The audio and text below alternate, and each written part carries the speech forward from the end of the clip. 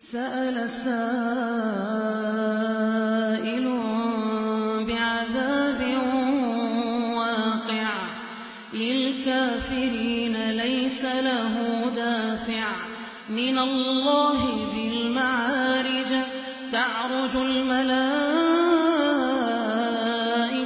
والروح إليه في يوم كان مقداره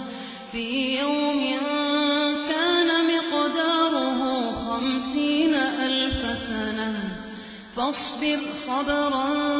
جميلا إنهم يرونه بعيدا ونراه قريبا يوم تكون السماء كالمهل وتكون الجبال كالعهن ولا يسأل حميم حميما يبصرونهم يود المجرم لو يفتدي من عذاب يومئذ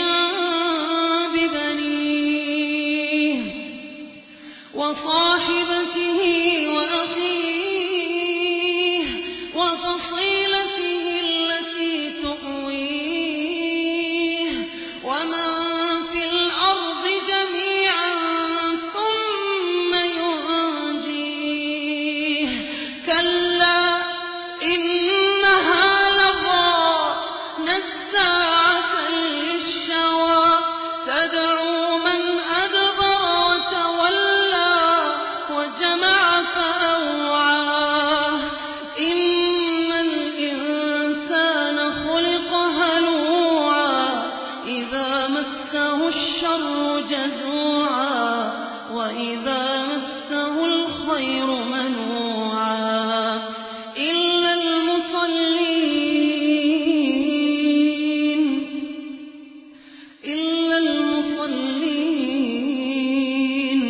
الذين هم على صلاتهم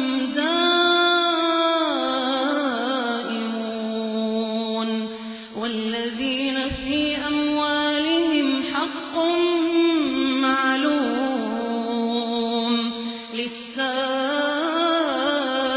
والمحروم والذين يصدقون بيوم الدين والذين هم من عذاب ربهم مشفقون إن عذاب ربهم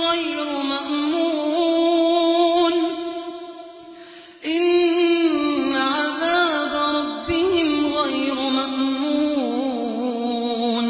والذين هم لفروجهم حافظون إلا على أزواجهم أو ما ملكت أيمانهم فإنهم غير ملومين فمن ابتغى وراء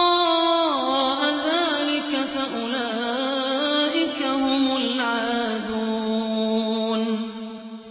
والذين هم لأماناتهم وعهدهم راعون والذين هم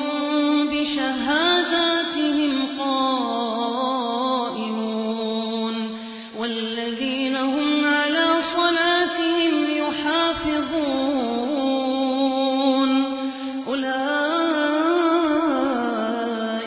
في جنات مكرمون